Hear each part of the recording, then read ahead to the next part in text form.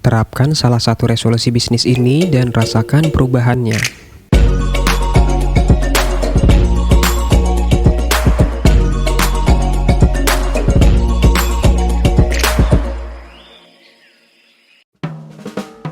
Penghujung tahun menjadi momen yang tepat bagi Anda pelaku usaha untuk merancang program bisnis dan mengevaluasi kegiatan usaha selama 1 tahun terakhir.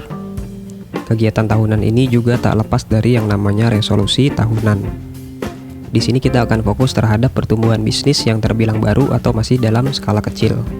Pertama, kita harus tahu dulu resolusi bisnis itu apa sih dan tujuannya untuk apa. Resolusi secara umum dapat diartikan keinginan kuat seseorang untuk memperbaiki kualitas diri menjadi lebih baik dari tahun sebelumnya. Pada bisnis, tentu resolusi menjadi hal penting demi kemajuan dan perkembangan bisnis menjadi lebih baik. Lebih detailnya, resolusi bisnis memiliki tujuan untuk membuat bisnis menjadi lebih terarah, mengevaluasi sistem kerja pada bisnis, pengelolaan laporan dan arus kas menjadi lebih baik, membuat efektivitas program yang telah dirancang, dan meningkatkan produktivitas tim serta karyawan. Ada beberapa pilihan resolusi bisnis yang mungkin cocok juga untuk bisnis kalian. Yang pertama, promosi konsisten. Promosi ada berbagai macam medianya. Untuk saat ini promosi yang efektif ya melalui offline dan online. Kalau yang belum tahu ada penjelasannya tentang promosi digital 4.0, bisa cek di video shorts. Jika kalian masih belum terbiasa dengan promosi secara online, nah di tahun yang akan datang kalian bisa membuat jadwal lebih rapih terkait dengan promosi apa yang akan dilakukan pada sistem online. Gambarannya mungkin bisa promosi lewat sosial media, dengan membuat konten jualan, live TikTok, dan berbagai macam. Itu bisa kalian kembangkan secara konsisten dan terjadwal. Ingat di video sebelumnya pernah saya bahas kalau konsistensi itu adalah kunci utama keberhasilan. Yang kedua, ekspansi bisnis. Hal ini memang identik dengan pembukaan cabang atau pindah lokasi ke tempat yang lebih besar, namun nggak melulu soal itu.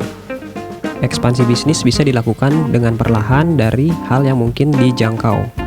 Misalkan penambahan inventaris, lalu memperluas jaringan dengan kerjasama oleh berbagai mitra, dan mengupgrade kemampuan karyawan atau kita sendiri sebagai pelaku usaha. Hal tersebut secara tidak langsung juga termasuk dalam pengembangan ke arah ekspansi bisnis nantinya. Yang ketiga, digitalisasi sistem bisnis.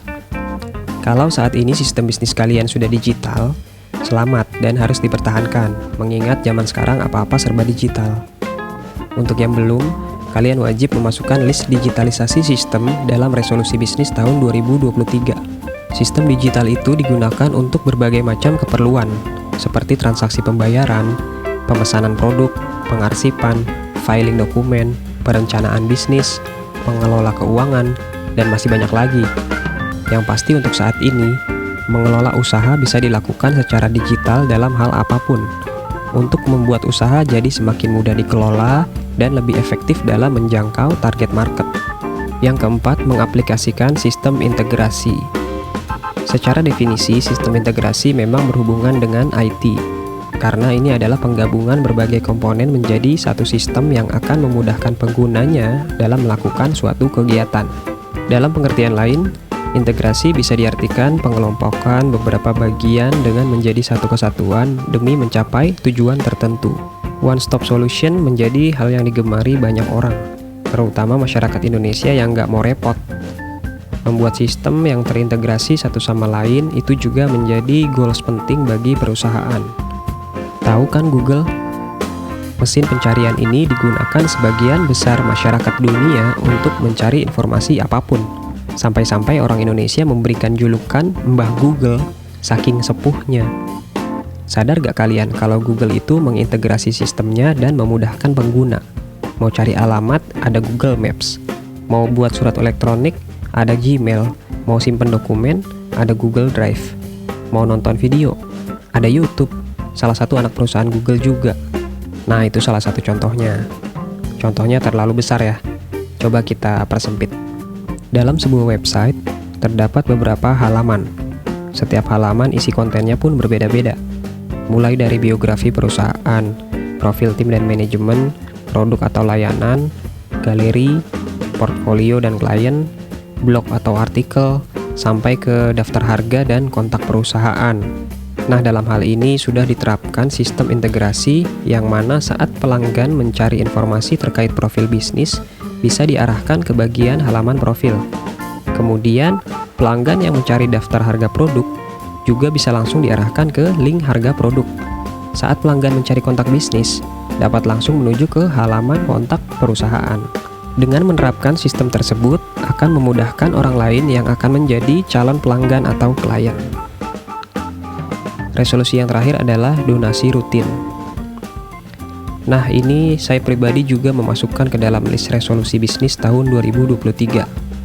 Kenapa harus donasi jadi resolusi? Bukankah itu menjadi kewajiban setiap orang yang mempunyai penghasilan, di mana 2,5%-nya itu milik orang lain yang membutuhkan?